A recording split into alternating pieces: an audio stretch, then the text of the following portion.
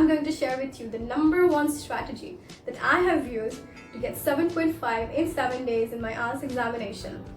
Let me share with you my story. Firstly, I did not know anything about IELTS.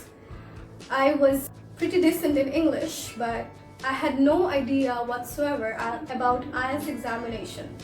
Secondly, before giving my IELTS examination, the last time I wrote an essay was 3 years back. So I almost forgot about writing essays, how I have to write an essay and the format of writing an essay. Thirdly, whenever I used to speak, I used to give a speech, I used to stop at the middle of my speech because I used to go completely blank because of my nervousness. But guess what?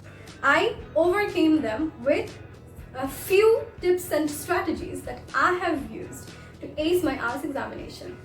And we also have instructors who got 8 in IELTS.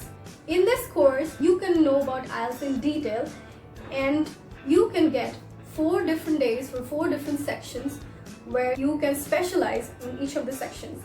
And I'm going to give you an extra day where I'm going to share with you the tips and strategies that I have used to get 7.5 in 7 days.